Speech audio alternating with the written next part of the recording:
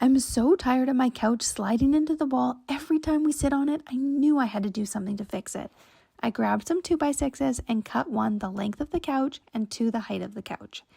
I sanded them and then I cut out a section where the baseboard goes using my jigsaw.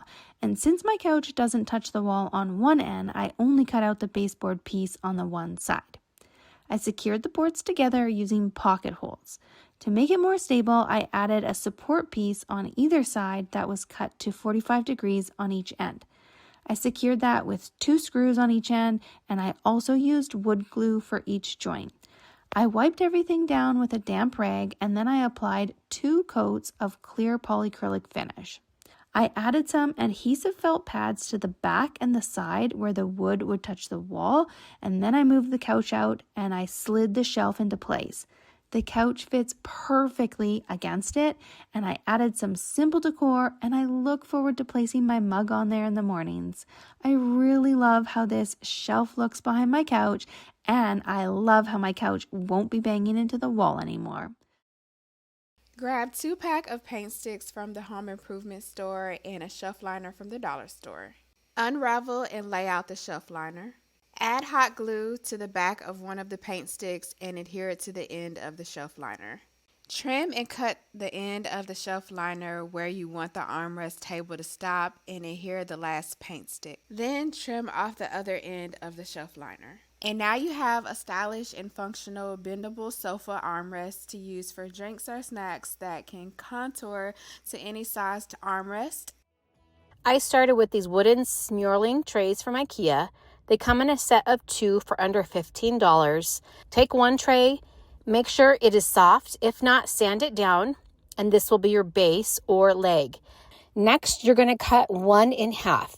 I used a saw, but you can easily snap this in half if you'd like. Add a generous beading of strong wood glue or all-purpose construction adhesive along the edge. Now press the tray flat across the top, hold it for a few seconds to set the bond, and make sure it's centered and level. And that's it. Slide it under your sofa or chair and enjoy a new minimal side table. It's perfect for coffee, remotes, books, even a little plant for decor. The natural wood finish adds a cozy touch to your living space, and it tucks away easily when you're not using it. I grabbed some wooden hangers from Home Depot and used a hacksaw to score the metal hooks.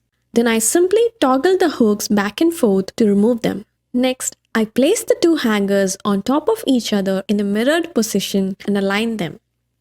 I drilled pilot holes all the way through both the ends using a countersink bit so the screws would sit flush when assembled. Then I took a piece of 3/4 inch thick wood, cut it to 11 inches length, and used a sanding block to smooth and round the edges for a softer finish. After sanding, I wiped away any dust. Since the hangers already have a sealed finish, I applied 2 coats of clear polyacrylic sealer to the wood piece using a foam applicator. Once everything was dry, it was time to assemble. I positioned the first hanger on one side of the wood, pre-drilled the holes, and secured it with 1.5 inch screws.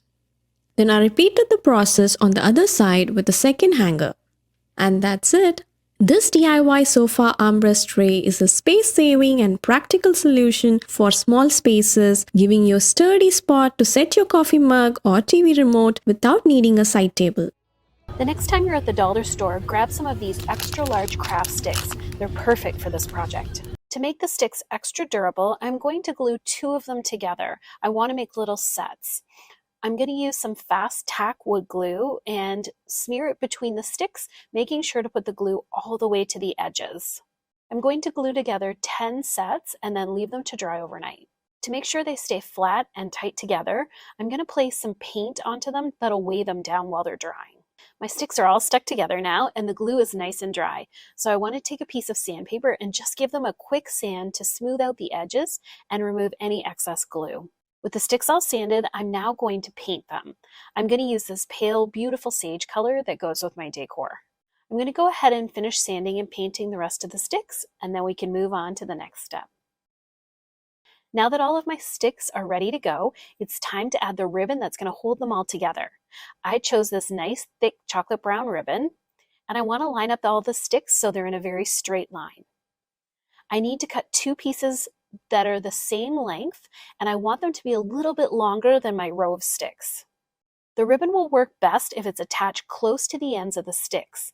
It can be held in place with a generous amount of hot glue on each stick. You want to make sure that the glue goes right to the edges and all over each of the sticks.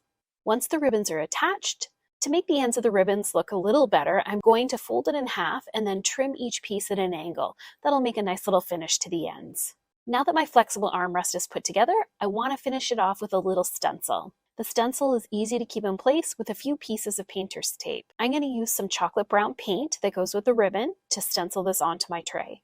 The less paint you use, the crisper the lines of your stencil will be. This flexible armrest is so handy and can be used in a couple of different ways.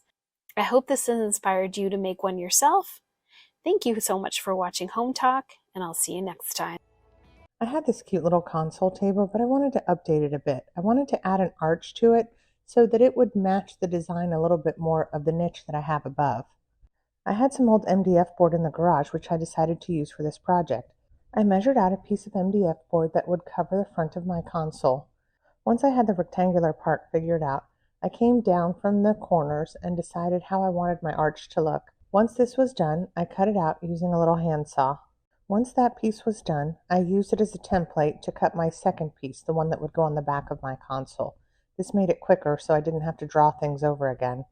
I cut that out as well, and now I had the front and back. For the side pieces, I just cut straight rectangles, since I wanted that part to stay closed. I took a look at how my MDF was going to look around my table, and I was pretty happy with it, so I started to attach it using liquid nails. Once I applied the liquid nails and attached the MDF board, I used clamps to hold it in place for several hours. Once that was dry and secure, the next step was to add joint compound. I had a few different size scrapers so that I could easily apply the joint compound around the console table. It goes on kind of like a thick icing. I used it to cover up the visible seams, and I did have to go back over these areas a second time to cover up the seam a bit more. I added the compound all along the front, the sides, and even on the inside, since it would be visible at the end. Once it was completely dry overnight, I wiped it down just using a wet rag. Using the damp rag allowed me to kind of take off any imperfections or bumps without getting a lot of sand and dust everywhere. I really liked the textured look that my project came out with. Now my arches look a little more matched and intentional. I hope this inspired you to create your own textured console table.